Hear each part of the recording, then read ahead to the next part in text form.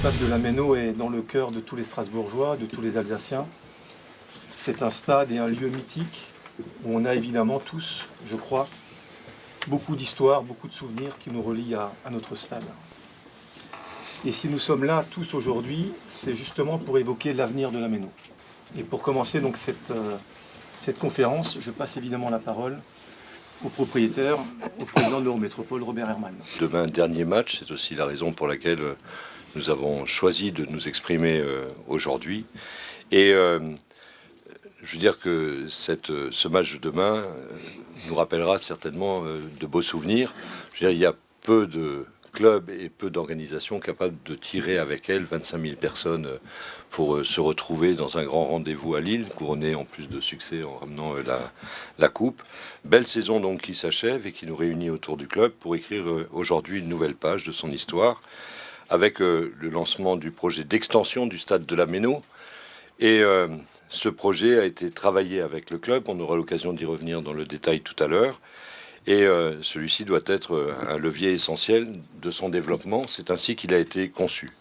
Je veux d'abord saluer et remercier la mobilisation collective partenariale autour du club, en remerciant, et chacun le comprendra, l'ensemble des collectivités, dans l'ordre décroissant des aides de la région, mais j'en s'exprimera tout à l'heure, la ville de Strasbourg et le département qui, à parité, interviendront et chacun évoquera, je dirais, le montant qu'il inscrit dans ses budgets pour le club. Plusieurs facteurs font la réussite de ce club. D'une part, la responsabilité des collectivités, c'est évidemment, je veux dire, d'apaiser l'environnement dans lequel le club évolue, être un interlocuteur présent, je le disais, uni, à l'écoute du club, et l'accompagner dans son projet, c'est ce que nous assumons pleinement aujourd'hui. Le deuxième, c'est qu'on a la chance de pouvoir compter, et Marc sera peut-être étonné que je le dise ainsi, mais sur une équipe dirigeante du Racing d'une très très grande qualité.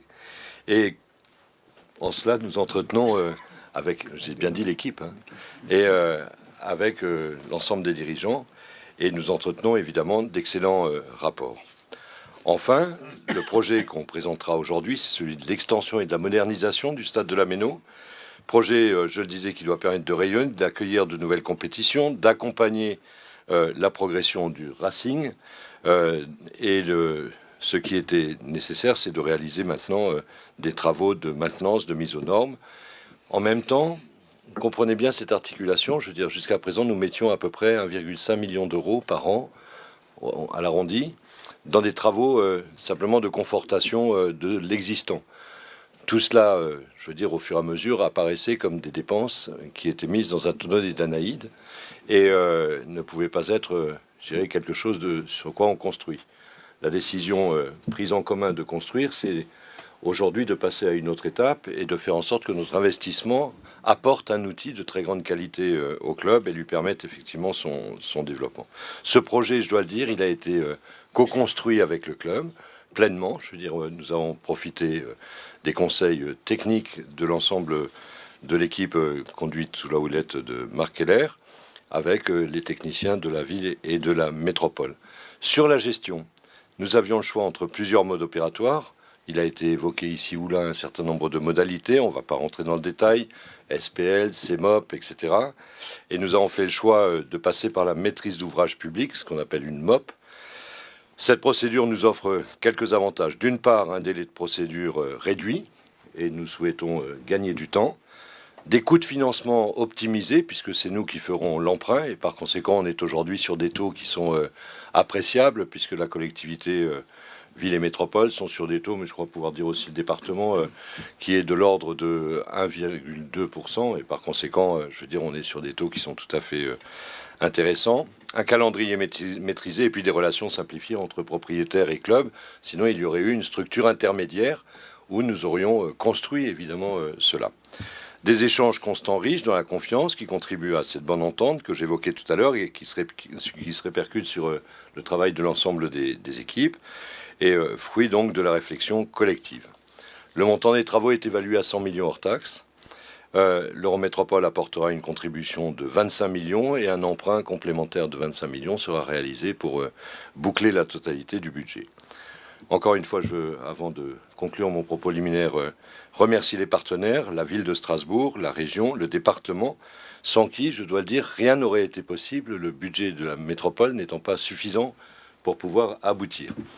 Je dois dire, parce que sinon Frédéric le fera d'une manière plus vigoureuse que moi, le remercier très sincèrement ainsi que la ville de Strasbourg, parce que nous étions aboutis sur un premier tour de table qui a évolué, et Serge Lair, en tant qu'argentier de la ville de Strasbourg, je veux dire, et Claude Frely, vice-président, mais aussi Mathieu Kahn, qui reviendra tout à l'heure sur un autre aspect, je veux dire, ont tous validé le fait d'aller un peu plus loin que ce qui était prévu initialement.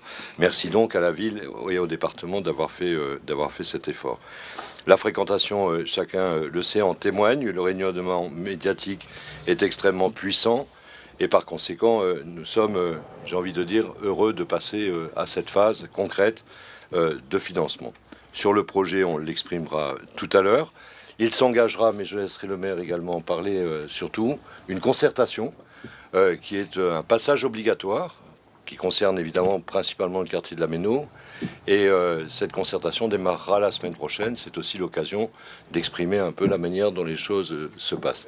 Je voudrais rappeler que ce lieu, ici, où nous sommes, est en fait à l'origine un parc public, le jardin Hemmerle, dont on retrouve l'existence dès le XVIIIe siècle. Il ne faut pas dire que le Racing date du XVIIIe siècle, mais le terrain, lui, date du XVIIIe siècle, enfin, sous la forme d'un parc.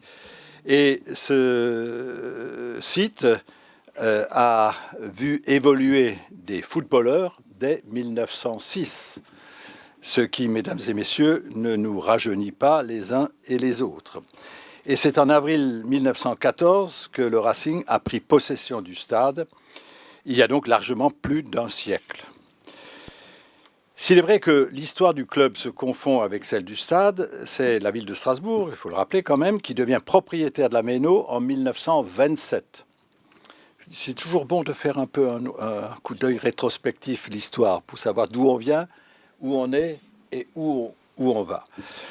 De nombreux aménagements ont été réalisés sur le stade qui était très rudimentaire, il faut dire les choses comme elles sont, dans les années 50, mais c'est, on le sait, en 1984 qu'est inauguré ce stade-là, le nouveau stade de la Méno, entièrement reconstruit entre 1979 et 1983 pour le championnat d'Europe 84 qui se tenait alors en France.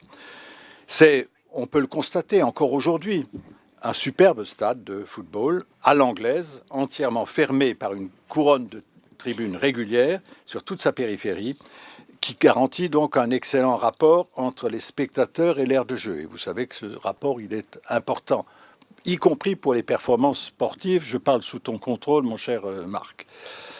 Je me suis amusé à rechercher ce qu'il avait coûté à l'époque. Toujours intéressant aussi de savoir ce qu'il a coûté et à quoi on s'engage aujourd'hui. On va en parler tout à l'heure. C'était à l'époque un effort financier considérable pour la ville et pour les Strasbourgeois. Près de 120 millions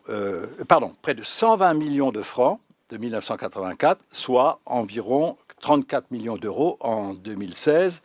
Quelques flambées d'inflation et quelques dévaluations ayant jalonné ces 3 décennies pour arriver à ce résultat. Bref, une somme très importante et dont nous pouvons tous nous accorder, je crois, à dire qu'elle a été bien investie à l'époque. Nous connaissons évidemment la Méno. Nos parents, grands-parents nous y ont emmenés. N'est-ce pas, cher Marc Keller? Car si je suis bien informé, c'est bien ton père qui t'a fait découvrir le stade lors d'une année mythique en 1979, où tu étais jeune, comme nous le sommes tous encore, mais plus ou moins. 1979, je rappelle, c'est l'année du titre de champion de France pour le Racing Club de Strasbourg. Et je crois pouvoir le dire comme vous, comme nous, que nous entretenons un rapport particulier, on peut dire un rapport affectif à ce lieu, et nous avons à chaque fois un immense plaisir à y revenir. C'est encore mieux quand le Racing gagne, faut le dire. Mais le lieu, il est là, il est mythique en quelque sorte, et je suis très heureux qu'on le maintienne à cet endroit, même si tu l'as dit, il va falloir aussi convaincre les riverains, ce qui n'est pas toujours facile, compte tenu évidemment des affluences. Et il faut souhaiter des affluences quand même. Il fut une époque, quand on était dans les profondeurs, où l'affluence était moindre. Encore que, je me souviens quand même que même en 5e division, en CFA2, on avait encore un monde incroyable, que évidemment les autres équipes nous enviaient, et qui faisait que lorsqu'elles venaient ici au stade de la Méno, eh bien, elles essayaient de briller au maximum. Ce qui ne nous a pas trop posé de problème parce qu'on est quand même remonté assez rapidement. Bref, si je devais résumer tout cela, je dirais, ce n'est pas moi qui l'ai inventé, c'est que la Méno, c'est en fait la 2e cathédrale de Strasbourg et des Alsaciens. Et tout comme la Méno, le Racing est une institution de Strasbourg dont l'histoire débute, je l'ai dit, en 1906, lorsqu'un groupe de jeunes Strasbourgeois de la rue d'Erstein décide de fonder un club de quartier dans leur quartier du Neudorf. C'est comme ça que ça a commencé. Et cette histoire ancienne montre les racines populaires de ce club auquel nous sommes les uns et les autres attachés, ces racines populaires que nous retrouvons dans le public de la Méno et dont nous sommes les uns et les autres si fiers. Aujourd'hui donc, mesdames et messieurs, c'est un nouveau chapitre de l'histoire de ce stade que nous allons écrire. C'est aussi une nouvelle ère dans l'histoire du Racing qui, remonté depuis 2 saisons en Ligue 1, jouera dès juillet prochain, faut-il le rappeler, ça fait plaisir de le faire, alors pourquoi se priver de ce plaisir, en Coupe d'Europe, Europa League, un magnifique symbole évidemment pour la capitale européenne qu'est Strasbourg. Je voudrais terminer en disant que toutes les collectivités locales, vous les avez là autour de la table, de notre territoire, travaillent en étroite coopération avec l'équipe rassemblée autour du président Marc Keller et de son staff, et qui a fait depuis quelques années un travail remarquable au service de ce club. Je pense que ces collectivités locales étaient présentes au moment difficile, et elles sont présentes aujourd'hui encore pour préparer l'avenir. Et à ce titre, puisqu'on parlait d'argent un tout petit peu au départ, nous avons les uns et les autres fait un effort supplémentaire pour le financement de ce stade modernisé, étendu et remis aux normes. La ville de Strasbourg participera, au-delà des 10 millions qu'elle avait déjà décidé, à hauteur des 12,5 millions, comme le département du Bas-Rhin, c'est-à-dire à la moitié de ce que vont consentir à la fois l'Eurométropole et la région Grand Est. Voilà, mesdames et messieurs, ce que je voulais vous dire en quelques mots sur ce beau stade qui est à sa place ici à Strasbourg et dans ce quartier de la Méno. Merci de nous aider à faire en sorte que le club qui est monté il y a 2 ans se stabilise au plus haut niveau et progresse jusque dans les toutes premières places de ce championnat prestigieux. Merci à vous. Pourquoi alors suis-je aujourd'hui et pourquoi proposons-nous d'être partenaire, un gros partenaire, puisque comme le maire de Strasbourg vient de le dire, nous allons participer à la hauteur de 12,5 millions. Pour plusieurs raisons. D'abord, c'est au Racing que le cœur de l'Alsace vibre. Il y a une vraie communion ici des Alsaciens, pas seulement des Strasbourgeois, des Alsaciens en général qui viennent. Dans le Haut-Rhin, on vient aussi, mais c'est normal au regard de tes origines, Marc. Mais c'est vraiment une communion ici. Il y a une âme à la Méno et les Alsaciens y sont fortement attachés. Et c'est le rôle aussi des collectivités de tenir compte d'une réalité sociale, d'un attachement fort des Alsaciens au club. Au regard du vieillissement du cadre aujourd'hui d'accueil, il fallait bien évidemment évoluer si on voulait rester au niveau espéré et même encore voir le Racing progresser. Donc je pense que c'était important. Deuxième raison, forte à mes yeux, il faut qu'on ait un équipement en capacité d'accueillir des manifestations sportives internationales. On a loupé 98, on a loupé 2016. Il y a des perspectives d'avenir. Je crois que c'est important pour Strasbourg. Strasbourg est une capitale européenne. Elle est capitale européenne au regard, bien sûr, de son rôle dans les institutions européennes, mais elle doit aussi être capitale européenne en termes d'attractivité, en termes de dynamique. Et bien évidemment, le sport est un élément de dynamique d'un territoire. Et donc, il me semblait essentiel qu'on puisse accompagner aussi le club et l'Eurométropole dans cette démarche-là, parce que ça renforce l'attractivité du territoire. C'est dans le même esprit qu'on a multiplié par 3,5 la contribution du département au contrat triennal, parce que ça me semblait fondamental que le département soit aux côtés de l'Eurométropole, d'un territoire, de la ville de Strasbourg, qui tire par le haut notre département. La troisième raison, c'est aussi le modèle économique que tu nous as proposé, Marc, avec ton équipe. Il y a parfois, dans le monde du sport, des demandes délirantes et des attentes très très fortes qui peuvent être exprimées par les professionnels du football notamment. Je crois pouvoir dire que, au regard à la fois de ton expérience de footballeur, mais aussi de tes compétences en matière d'économie, en matière de gestion, tu es en mesure de nous proposer aujourd'hui un projet qui va permettre au club d'être conforté dans un milieu de tableau du Racing dans l'avenir. Alors on n'est jamais à l'abri dans le sport d'aléas, mais on sait très bien qu'avec la situation budgétaire actuelle, s'il n'y avait pas de possibilité d'avoir des recettes supplémentaires, le modèle économique risquait de ne pas tenir. Et le risque, c'est bien évidemment que le Racing fasse le yo-yo d'une année à l'autre et de redescendre en seconde division. Et ça, c'est bien évidemment, au regard de l'histoire du Racing ces dernières années, quelque chose qu'on voulait éviter. Et moi, je voudrais saluer ce modèle économique et de manière générale, le travail que tu fais avec ton staff, le sérieux, la rigueur, que vous exprimez au quotidien à travers votre travail. Et j'avais l'occasion de discuter il y a peu de temps avec le directeur général de Pôle emploi, Jean Basser, que tu connais. Et Jean était à la fédération, comme personne associée à la fédération de football. Il m'a dit, en Alsace, vous avez de la chance. Vous avez un président extraordinaire et bien évidemment, avec mes collègues élus, c'est le sentiment qu'on partage et à travers les propositions qui sont faites avec ce projet aujourd'hui, c'est aussi conforter le modèle économique du Racing et sa présence dans l'élite du sport français et ça, c'est effectivement également fondamental. La quatrième raison, c'est qu'on a besoin aussi de renforcer encore le réseau économique. Les clubs professionnels, on parlait aussi avec Guingamp, les clubs professionnels, aujourd'hui, il y a l'enjeu du sport, mais c'est souvent le lieu aussi de réseau du monde économique, de lien entre le monde économique. Et je le vois au quotidien en venant ici, c'est toujours l'occasion du coup d'échanger avec les entreprises du territoire, aussi bien des PME que des ETI, que des grands groupes qui sont là. Bien, si on veut continuer à contribuer à promouvoir le développement de notre territoire, il faut des lieux comme ça de rencontres privilégiés. Et le Racing joue déjà ce rôle, mais à travers le projet tel qu'il est configuré, pourra encore le jouer plus fortement. Et c'est également très important à mes yeux. Et dernière raison, c'est la vision solidaire que peut avoir le club. Vous savez que bien évidemment le département a une responsabilité sur le handicap, sur l'inclusion.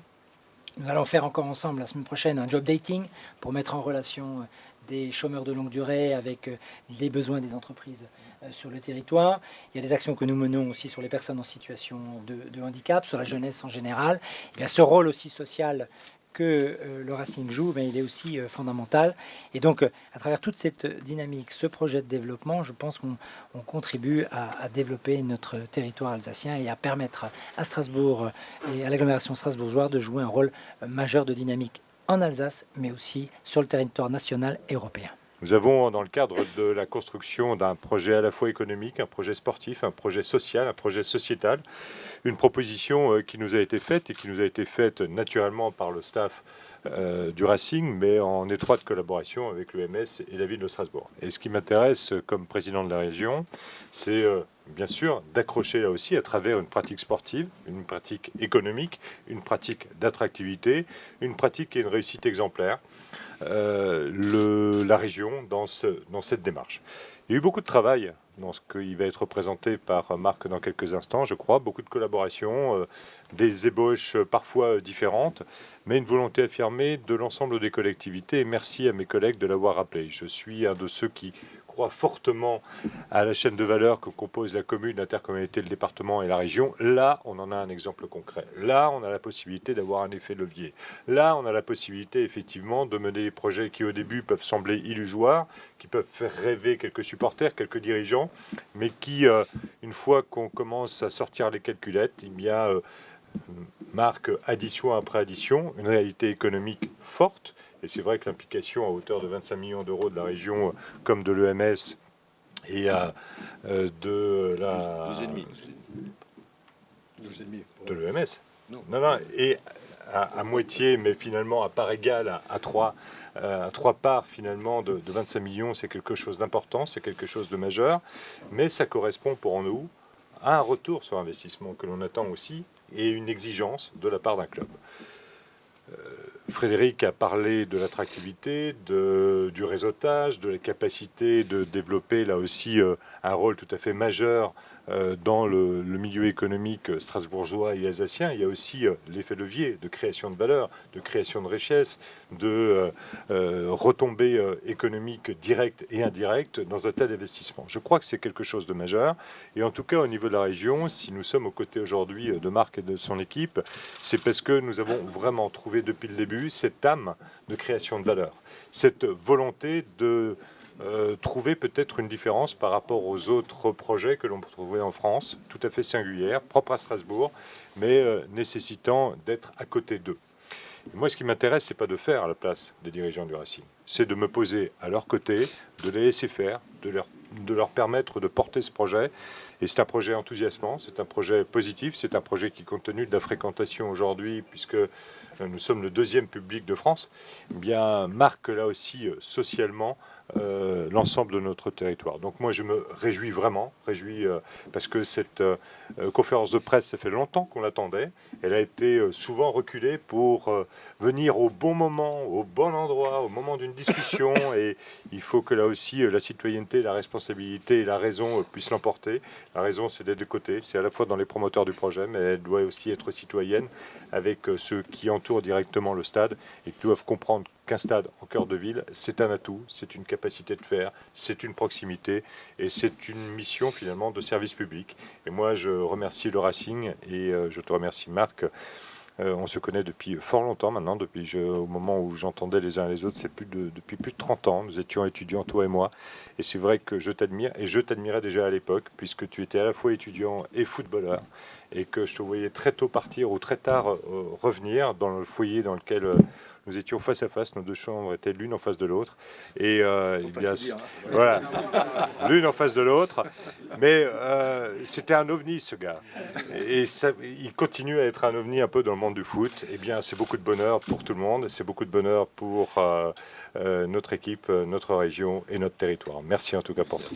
L'intitulé du dossier de presse, c'est un projet pour un club et pour un territoire.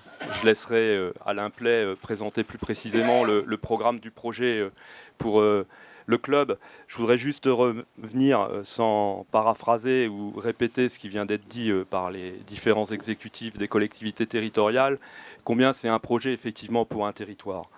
Il faut savoir juste quelques chiffres pour illustrer ce soutien, cette ambition portée par l'ensemble des collectivités territoriales. C'est sur la saison 2018-2019 en cours, il y a environ 20% des spectateurs qui sont strasbourgeois. Il y aura environ 20% des spectateurs qui viennent des communes de l'Eurométropole, autres que Strasbourg. Et donc il y a 60% des spectateurs qui viennent de plus loin. Donc c'est bien un lieu d'attractivité pour un territoire qui dépasse largement le territoire de l'Eurométropole. Aujourd'hui, le club, il a besoin de structures nouvelles pour se développer sportivement, et financièrement, économiquement. Et ça, Marc et Alain Play vous l'expliqueront en commentant le programme plus précis du projet. Mais c'est aussi 400 entreprises partenaires. C'est le deuxième taux de remplissage de la Ligue 1, le stade de la Méno. C'est 18 matchs à guichet fermé sur 19 cette saison. Et quand on fait tout ça, c'est plus d'un demi-million de spectateurs qui passent par ce site sur moins d'un an. Donc c'est bien aussi un lieu d'animation, d'attractivité et de rayonnement du territoire.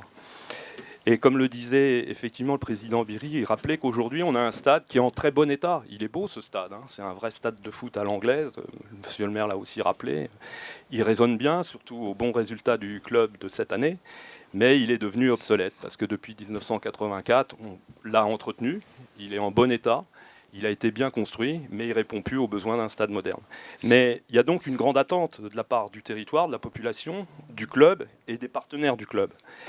Mais il faut aussi tirer les leçons en fait, du temps de mûrissement de ces projets qui se sont faits ailleurs et qui ne sont pas faits à la Méno, mais pour savoir justement dimensionner efficacement le stade. Un stade de 33 000 places, ce n'est pas un très grand stade, mais c'est un stade qui répond aux besoins du club. Ça a été vu avec le club, c'est un stade qui répond aux besoins de la ville de la capitale européenne et régionale, la 7e ville de France, c'est ça, monsieur le maire? Voilà.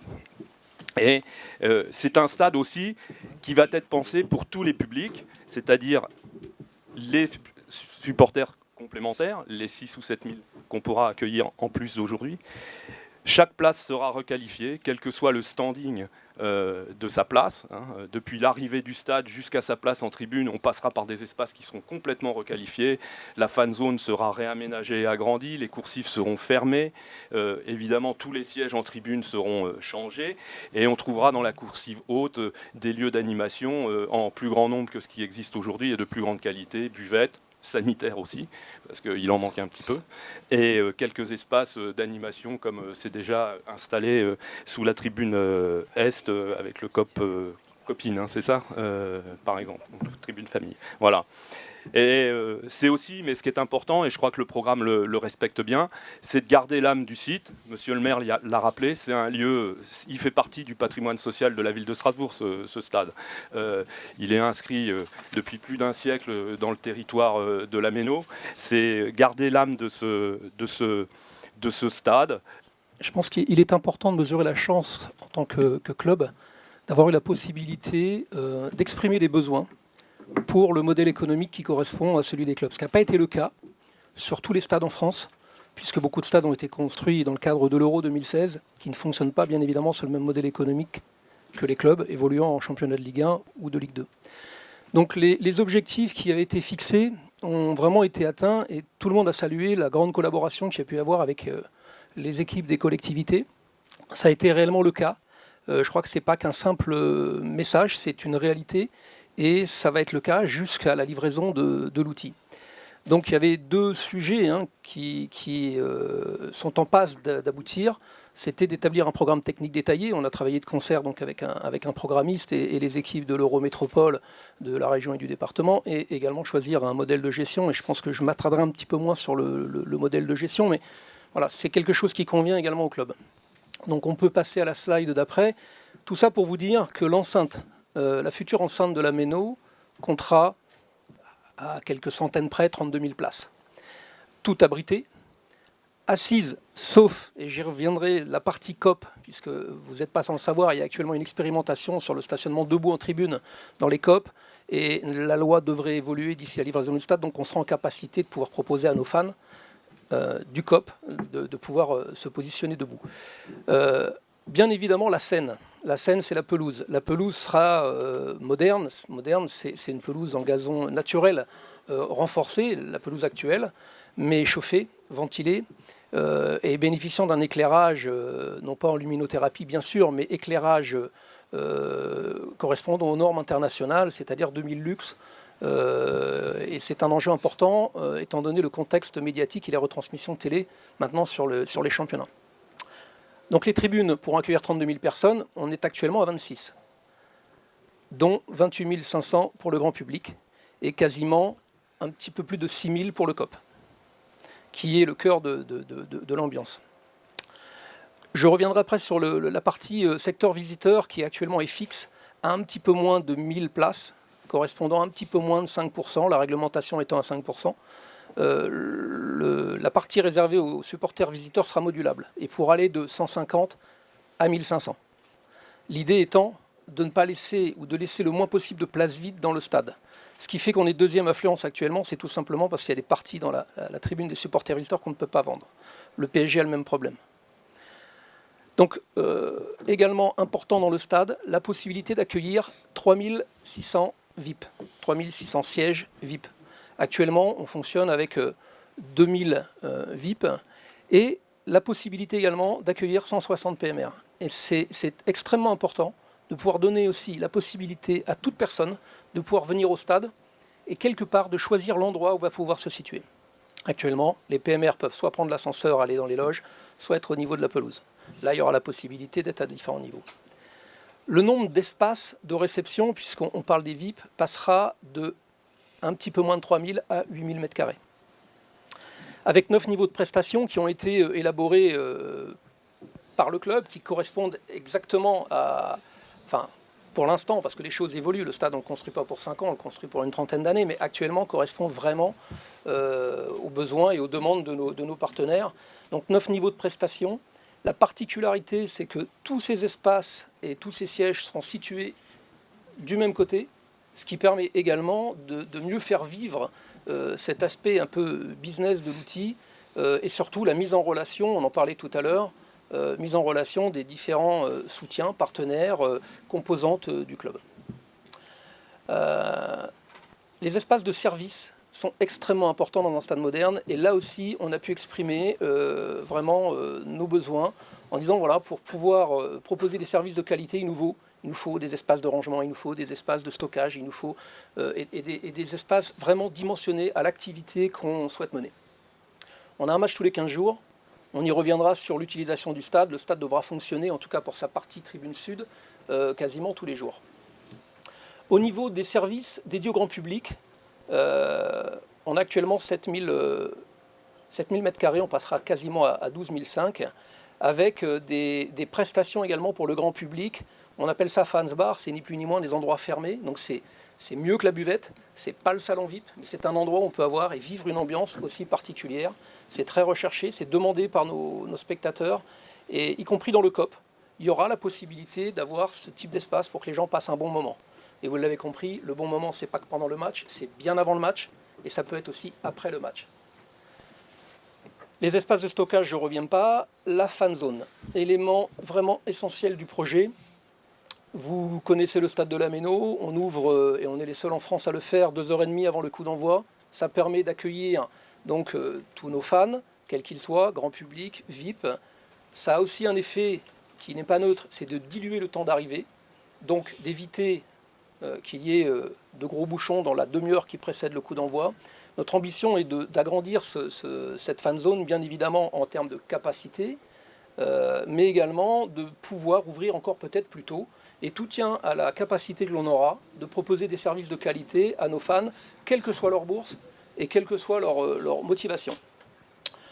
Donc c'est une fan zone qui fera quasiment à la louche, ça sera aux archis de travailler, au groupement de travailler, qui pourra accueillir 5000 personnes, qui fera 5000 m². Parce que, excusez-moi, c'est 5000 personnes, c'est ça. Voilà. Je suis un peu perturbé. 5000 personnes. Voilà. Au niveau des locaux sportifs, bien évidemment, les standards internationaux, réglementaires seront respectés. On l'a dit tout à l'heure, c'est un stade qui doit pouvoir accueillir des manifestations internationales. Donc on s'est mis au haut niveau de réglementation, mais également au niveau UEFA de qualité. Alors quand on dit qualité, c'est qualité d'accueil tout public. C'est extrêmement important de ne pas rester focus sur la qualité d'accueil VIP. C'est qualité d'accueil tout public. Et enfin, et ça vous concerne, bien évidemment, pouvoir accueillir les médias dans de très bonnes conditions. On est un petit peu à l'étroit, on le sera moins. Ce ne sera pas le luxe, parce que le stade ne sera pas un stade luxueux, mais un stade efficace. Et bien évidemment, pour vous faciliter tout ce travail, les annexes médias répondront aux exigences internationales. La hauteur des tribunes ouest, nord et est ne bougera pas. Le nombre de places sera optimisé puisque recalculé. C'est-à-dire que la taille des gradins ne changera pas, 80 cm de profondeur, le béton on n'y touche pas, mais correctement repositionné pour optimiser le nombre de places. Et surtout, la tribune sud sera vraiment beaucoup plus travaillée. Donc les places, on va les gagner sur la périphérie basse et également par le réaménagement principal de la tribune sud. Derrière cette tribune sud viendront se pluguer les différents niveaux permettant d'accueillir les espaces VIP. Sur la partie ouest, que l'on voit ici, bien évidemment, la coursive extérieure que l'on aperçoit là, qui est ouverte à tout vent et à la pluie, sera abritée, pas totalement fermée pour des histoires de règlement, principalement pompiers, mais en tout cas abritée pour créer une atmosphère qui permette aux gens de ne pas rapidement prendre le sandwich et d'aller à la place s'abriter du vent parce qu'il fait très froid l'hiver ou trop chaud l'été. C'est un endroit où les gens devront pouvoir stationner et aussi qui permettra de circuler tout autour de l'enceinte pour le grand public. Sur la partie ouest, cette coursive sera bien évidemment agrandie et en contrebas accueillera au niveau 0. Alors au niveau 0 et au niveau plus 1, ça sera aux archives décidées, mais notre fan zone qui sera la porte d'entrée du stade. Avec les services attenants, aussi bien la restauration. Actuellement, les gens apprécient de venir manger les tartes flambées, mais aussi la boutique, le musée du club, puisqu'il y aura un musée. Voilà. Et c'est actuellement l'endroit par lequel plus de 80% des spectateurs arrivent au stade. La répartition des places par type de public, c'est très simple. On a une segmentation actuelle qui sera la même. Donc un COP à l'ouest, avec, comme je le disais tout à l'heure, la possibilité pour les fans de voir le match debout avec un système soit d'assise qui se rabat sur le dossier, soit le dossier qui vient se plugger dans l'assise. Au niveau du schéma fonctionnel, très très simple, nos fans principalement arrivent donc par l'entrée avenue de Colmar, donc la fan zone sera située toujours côté ouest, je l'ai dit tout à l'heure. Une particularité quand même assez importante à prendre en compte, c'est que le stade va se situer au cœur du plan Vélostrage, je crois. Et le choix qui permettra aussi de donner une vraie identité à ce stade, c'est d'avoir un stade où on se rend par les moyens doux de transport, puisqu'on a la chance d'avoir 2 stations de tram à l'ouest, 2 stations de tram à l'est, une gare pas très loin, et des pistes cyclables tout autour du stade. Donc il y aura sans doute beaucoup de parking vélo. Toute la partie sportive, média, technique sera située dans la partie sud, sous le bâtiment sud pour les vestiaires et les accès médias. Et les supporters visiteurs continueront d'accéder par le quart nord-est. Notre segmentation, donc, COP, tribune famille et spectateurs grand public sur la tribune nord, ça c'est une configuration qui ne change pas par rapport à maintenant. On a besoin d'un grand stade, on a une grande équipe qui va encore progresser, mon cher Marc, je pense. Et notre objectif, c'est évidemment de jouer au niveau européen et on le fera cette année. Enfin, en tout cas, on est qualifié pour le tour préliminaire. Donc, j'ai passé le message tout à l'heure, j'ai rien à ajouter à ce que j'ai dit sur la participation, y compris financière de la ville de Strasbourg, et puis à travers ses services, M. Thomen, à travers l'adjoint au sport, évidemment, à travers l'adjoint de quartier également, Mathieu Kahn. Nous sommes complètement derrière vous. Derrière le staff, et je crois que ça fonctionne très très bien entre nos équipes respectives. La première chose que j'ai envie de dire, mais je crois que ça a été ressenti à travers les 4 personnes de l'exécutif, c'est vraiment le travail d'équipe qui a été fait, évidemment, pour travailler sur cette rénovation de la Méno. Et je ne vais pas trop insister là-dessus parce que je crois que les messages ont été très clairs, idem pour Frédéric et Alain. Je rajouterais quand même peut-être que cette unité dans la réflexion sur le stade de la Méno et en rénovation, en réalité date depuis notre reprise du club en 2012, où on avait nos discussions avec les 4 collectivités. Et je crois qu'avec Egon, Pierre et les autres dirigeants, Christian, Patrick et les autres qui sont avec moi, je l'ai toujours dit, on n'aurait pas repris le club si on n'avait pas senti une très grande proximité et beaucoup de confiance entre les collectivités et nous. Alors le premier point, je voulais simplement repréciser pourquoi on a travaillé et pourquoi on a ce discours sur la rénovation de la Méno maintenant depuis quelques années. On avait repris à l'époque entre la CFA2 et la CFA.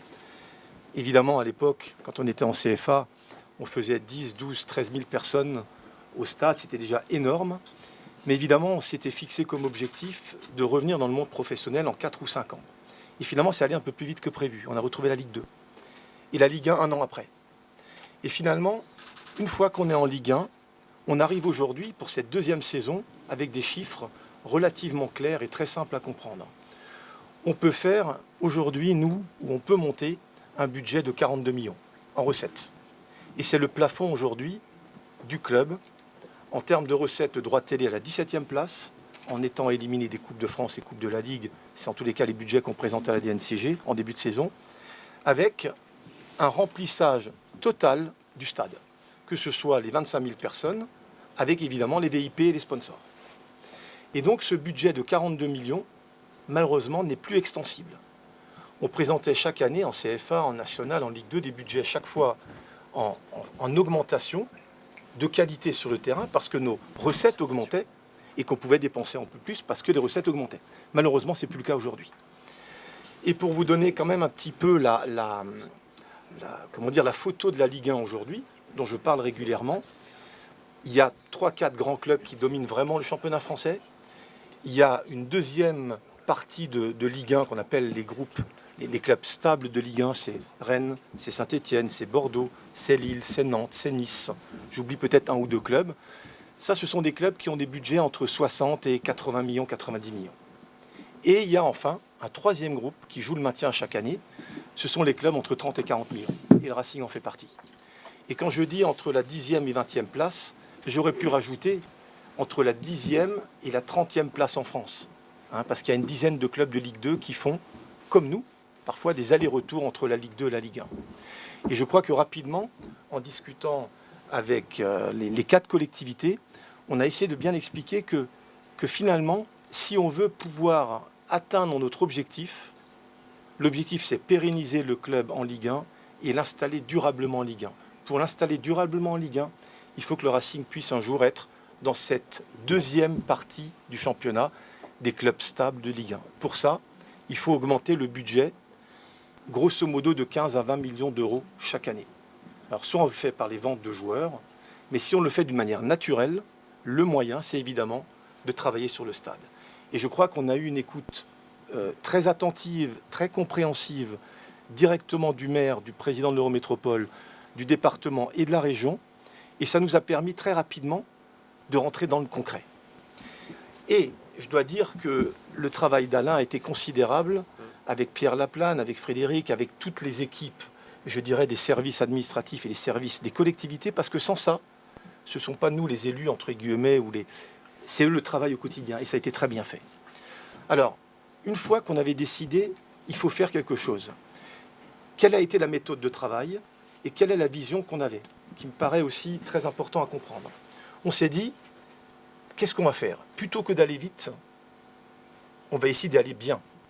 Et pour y aller bien, on ne va pas trop vite, on réfléchit, on voyage. Alors on l'a fait en Suisse, on l'a fait en Belgique, on l'a fait en Allemagne, on l'a fait encore ce week-end, on est allé avec les dirigeants à Tottenham pour voir le stade. On a visité vraiment en Europe toutes les évolutions des stades des 10-15 dernières années. Évidemment, quand on voyage en Ligue 1 tous les week-ends, on discute avec nos collègues sur l'expérience qu'ils ont eue de la rénovation des stades pour le championnat d'Europe. Et évidemment, tout ça nous donne une perception peut-être différente que si on avait modifié le stade il y a 10 ans.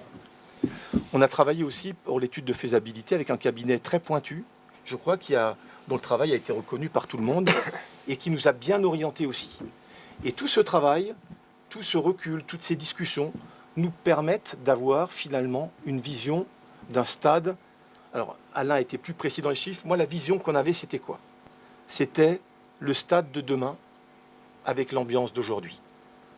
Ça, c'était ce qu'on voulait. Qu'est-ce qu'on voulait encore? On voulait un stade ambitieux, mais réaliste. C'est-à-dire que nous, les dirigeants, on ne voulait pas aller vers les collectivités avec un projet irréalisable. Donc on s'était dit, il faut qu'on aille au taquet ou au maximum de ce qu'on peut proposer, mais que ça soit supportable. Et donc on estime que le projet est ambitieux mais réaliste. Et sur le stade, on voulait surtout tirer un peu les enseignements des dernières années en France, où vous le voyez, beaucoup de stades sont malheureusement vides le week-end. Et nous on s'est dit, il faut faire un stade avec la bonne capacité, la bonne jauge. Et intuitivement, on avait un peu fait des petits paris entre nous, on pensait que c'était entre 32 et 33 000. C'est ce qu'on pensait tous, les dirigeants et les exécutifs. Et bizarrement, quand l'étude de faisabilité est sortie, le rapport c'était 32 000, 32 500. Donc ça veut dire que intuitivement, on avait bien senti ce qu'il fallait faire. On veut aussi un stade ouvert, fonctionnel, ouvert à tous les publics, évidemment plus de VIP, parce qu'il faut développer les recettes. Mais Alain a beaucoup insisté avec Frédéric, un stade ouvert à tous les publics, très populaire aussi. Ce qui est très important pour nous, et on le voit un petit peu avec l'expérience qu'on a depuis quelques années, c'est bien réussir aussi la fan zone, qui est pour nous une expérience de tous nos supporters quand ils arrivent. Évidemment, il y a le match, mais en Alsace, on aime vivre le match avant, pendant et après. Et ça, c'est quelque chose qu'on veut développer et réussir avec la nouvelle menu aussi. Voilà. Donc ça, c'est un petit peu la méthode de travail, la vision qu'on a. Et je crois, le président de l'Eurométropole, Robert, vous l'a expliqué, avec bien sûr aussi des aides de consulting sur la partie juridique. On est parti maintenant sur une loi MOP, donc portée par l'Eurométropole, qui va nous permettre évidemment de gagner du temps, d'éviter trop de millefeuilles et d'être en direct entre le propriétaire, évidemment, et le locataire que nous serons. Voilà. Donc, pour terminer, je voulais simplement, évidemment, vous remercier à toutes et à tous d'être là. Pour nous, c'est un moment important. Et remercier encore une fois toutes les collectivités pour le travail qui a été fait. Je ne peux pas saluer tout le monde individuellement, mais évidemment, vous êtes tous des amis du Racing et je voulais vous remercier. Pour terminer, vous donner évidemment rendez-vous demain. On sera encore à guichet fermé. Mais Roland m'a dit qu'il voulait venir, donc on trouvera une place. Robert dit lui, on arrivera à trouver une place encore pour le maire, mais on est à guichet fermé. Et rendez-vous demain, on va honorer aussi les 40 ans du titre avec tous les anciens qui seront là. Merci à vous toutes et tous.